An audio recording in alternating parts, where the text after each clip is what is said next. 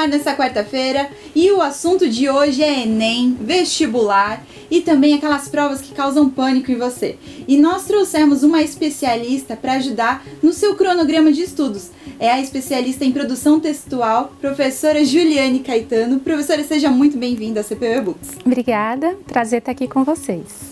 Me fala um pouquinho, Ju, como é que faz? Tem muita gente que está nos assistindo que tem um medo só de falar o nome Enem, o nome de vestibular e já começa a tremer na base. Como fazer para amenizar esse medo nesses estudantes? Então, é importante que o estudante perceba o seguinte: não adianta muita coisa você ter um intelecto brilhante e não saber lidar com as suas emoções. Então, o primeiro passo é você saber realmente lidar com aquilo que você está sentindo, lidar com a sua ansiedade. É importante que você trace metas e consiga cumpri-las, mesmo que as coisas não estejam muito bem, mesmo que o desânimo bata.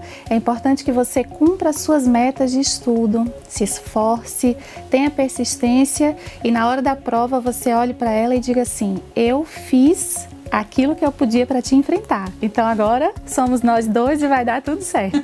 Então é bom ter um cronograma de estudos para você fazer essas provas? Com certeza, um cronograma de estudos, um cronograma de leitura.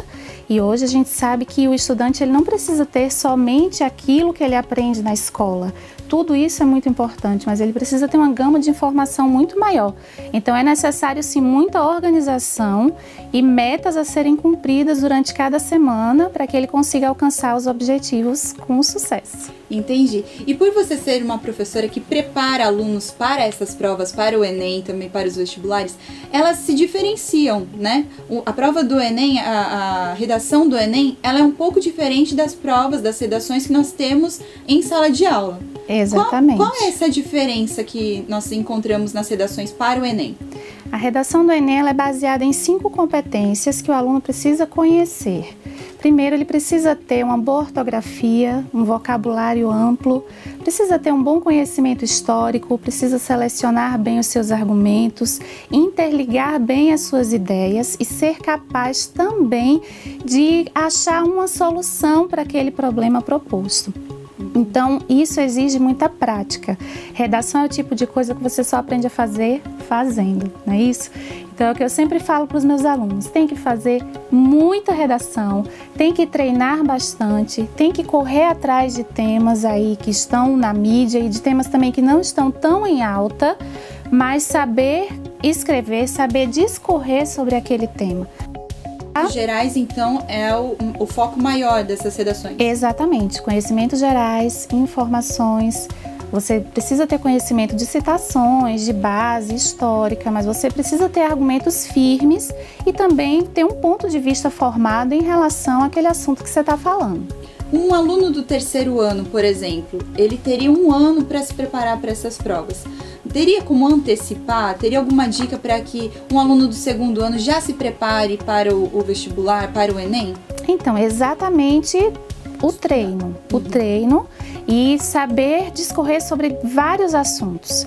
Não adianta eu ficar só ali no meu celular lendo opinião de uma rede social ou de outra. Ele precisa realmente ter opiniões diferentes, ele precisa ler artigos a respeito, ele precisa assistir o jornal, né? O jovem geralmente não gosta muito de assistir um telejornal ou de ler uma notícia no jornal, mas isso é muito importante para que ele forme opinião e também para que ele saiba discorrer sobre o assunto. Outra dica muito importante: ler bastante. Bons leitores são quase que automaticamente bons escritores. Isso ajuda muito também a desenvolver argumentos, a desenvolver o seu raciocínio quando você está escrevendo. Eu vi em algumas reportagens que o Brasil ele tem um déficit muito grande em leitura. E então tem que estudar, tem que enfiar a cara nos livros e estudar mesmo, ler bastante. Mais conteúdos brasileiros ou num consenso geral, num amplo? Olha, em se tratando de redação, são conteúdos que atingem o Brasil, né? Eles sempre vão falar de conteúdos brasileiros. A gente tem acompanhado nos últimos anos do Enem, são sempre assuntos relacionados a problemas que o Brasil tem. Então, e nem sempre são temas que estão sendo discutidos amplamente na mídia. Então, o estudante ele precisa realmente cavar ali mais fundo um pouquinho e ler as revistas, ler os jornais e ter noção de assuntos que não estão sendo aí tão amplamente discutidos, mas que ele vai procurar saber a respeito para se diferenciar. Entendi. Então, como fazer para se destacar nessas provas, do Enem e também no vestibular? Meu esposo fala muito uma frase que eu gosto bastante. Se você não pode vencer pelo talento, vença pelo esforço. Nem todo mundo tem aquele talento nato para escrita e hoje em dia está cada vez mais difícil isso. Mas o estudante ele pode se destacar através do esforço, pode se esforçar bastante, pode treinar, pode escrever muito.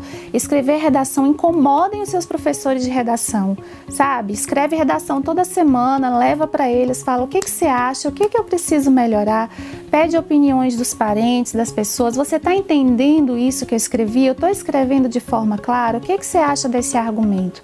E ele vai se diferenciar porque a maioria das pessoas não faz isso. Está todo mundo muito acostumado com tudo pronto.